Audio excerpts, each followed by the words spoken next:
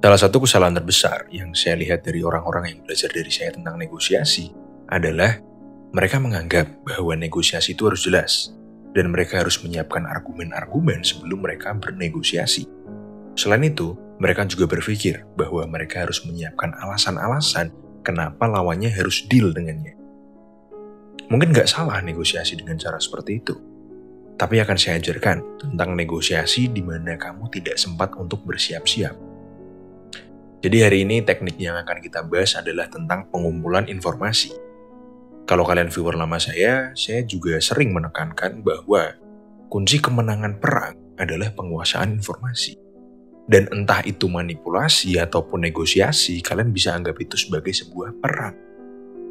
Oke, jadi pertama, kalian harus memikirkan kemungkinan-kemungkinan apa aja, lalu kalian masuk dan mengulik informasi dari apa isi pikiran-pikirannya. Nah, cara pengumpulan informasi yang akan saya ajarkan kepada kalian ini tidak akan membuat lawan kalian curiga. Dan bahkan lawan kalian akan dengan senang hati untuk memberikan kalian informasi.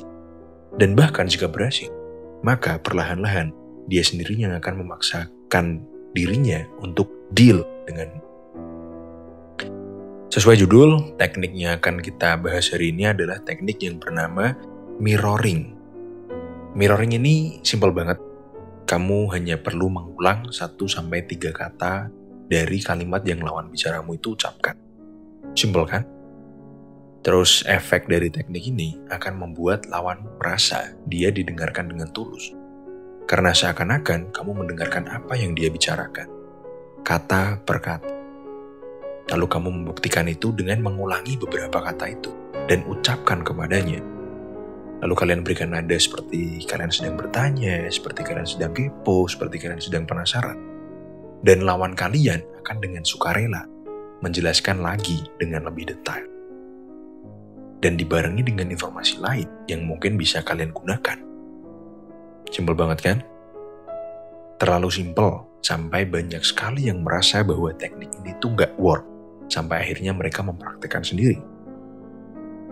Oke, kita sebagai manusia itu sangat senang sekali ketika ada orang yang memberikan kita perhatian secara tulus. Kita senang sekali jika lawan bicara kita mendengarkan dan memahami apa yang kita bicarakan. Oke, jadi gunanya mirroring ini adalah untuk membangun hubungan kepada lawan kalian yang kalian sendiri tahu. Di konten-konten manipulasi saya, membangun hubungan adalah kunci utama untuk keberhasilan manipulasi kalian.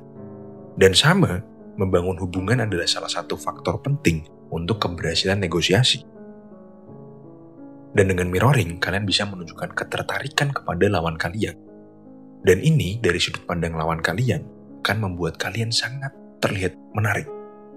Dan tentunya karena kalian terlihat menarik, dia akan senang sekali untuk ngobrol denganmu. Buat contohnya, saya akan berikan sebuah pengalaman pribadi. Waktu itu saya masih berkuliah dan bapak saya habis kecelakaan, jadi saya dipaksa untuk ikut mengantarkan beliau dalam acara reuni. Awalnya saya sangat malas banget, saya malas sekali.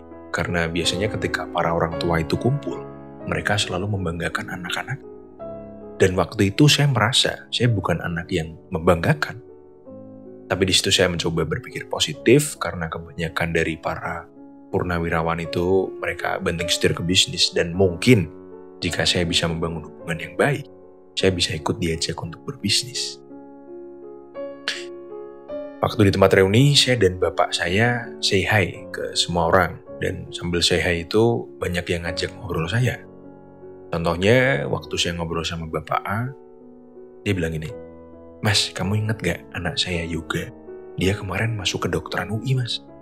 Di sini saya langsung melakukan mirroring. "Di UI, Pak?" "Iya, Mas, betul. Nanti habis lulus saya mau suruh dia daftar jadi sarjana perwira." "Sarjana perwira, Pak?" "Iya, Mas, kalau kedokteran tuh lebih mudah masuk sarjana perwira." Dan sebagainya, dan seterusnya. Saya lakukan itu terus sampai saya diajak ngobrol sama orang lain. Sebentar aja Bapak B. Bapak B bilang, "Mas, saya tuh seneng banget loh kalau reuni kayak gini tuh." "Seneng kalau reuni gimana, Pak?" "Iya, Mas, apalagi ketemu sahabat-sahabat pendidikan kayak bapaknya sampean." "Sahabat waktu pendidikan, Pak?" "Betul, Mas, jadi dulu saya sama bapaknya sampean tuh bla bla bla bla bla." Seterusnya. Kurang lebih saya ngobrol sama 70% bapak-bapak yang ada di situ. Dan hasilnya, di perjalanan pulang, bapak saya tuh senang banget. Dan beliau merasa bangga. Meski saya tidak membanggakan secara akademis atau secara faktor-faktor lain lah, tapi teman-temannya melihat saya sebagai anak muda yang cerdas dan cemerlang. Dan mereka menyarankan kepada bapak saya untuk selalu mengajak saya ketika ada reuni. Karena saya enak diajak ngobrol.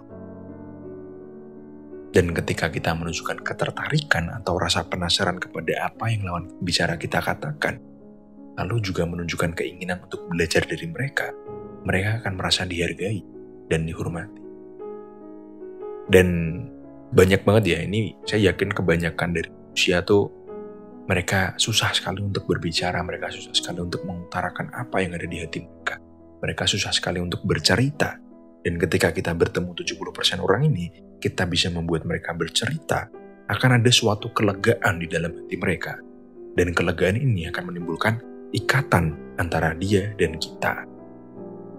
Oke, lalu bagaimana jika lawan bicara kita ini agresif dan menginginkan konfrontasi? Langsung aja ke contohnya, anggaplah nih, saya lagi di situasi bisnis, saya lagi menjual suatu produk, dan lawan bicara saya ini tidak cocok dengan harga yang saya tawarkan. Lalu dia menyerang saya dengan nada tinggi, seperti, "Ini kemahalan, Pak."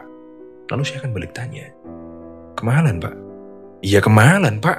Bapak harusnya tahu kalau ini jauh di atas pasaran dan budget perusahaan saya terbatas, Pak." Lalu saya akan tanya lagi, "Budgetnya terbatas, Pak?" "Iya, Pak. Kita soalnya juga harus beli barang lain." Lalu saya tanya lagi, "Beli barang lain, Pak?" Dan saya akan terus melakukan ini berulang-ulang kali. Dan lawan bicara saya akan terus-menerus memberikan saya informasi yang mungkin saya butuhkan. Lalu dia akan memberikan alasan utamanya kenapa dia tidak setuju dengan harga saya. Mungkin dia ingin mengkorupsi budget perusahaannya, atau mungkin memang budgetnya terbatas. Tapi kita kan perlu memastikan dulu. Nah, saya akan gali informasi itu sampai saya dapat. Lalu akan saya olah informasi itu untuk dijadikan senjata. Jadi jika nanti ada orang yang galak dengan nada keras menyerangmu, kamu bisa melakukan metode ini. Pastikan nada bicaramu itu lembut dan kamu menunjukkan bahwa kamu penasaran. Oke, sebelum saya tutup, saya akan memberikan kalian sebuah teknik lagi, yaitu diam. Waktu yang paling tepat melakukan skill ini adalah ketika melakukan mirroring. Jadi dengan diam, kalian menunjukkan kepada lawan kalian bahwa kalian akan diam sampai dia selesai ngomong semua hal yang ingin dia omongkan. Oke, sekian dari kuliah kita hari ini. Pastikan apa yang saya ajarkan kali ini kalian praktekkan dulu ya, setidaknya 30 kali atau 50 kali lah. Supaya ketika kalian dihadapkan pada situasi yang penting atau genting, kalian bisa melakukan ini dengan natural dan tidak gagal. Oke, sekian dari kuliah kita hari ini. Jangan lupa like, share, dan subscribe.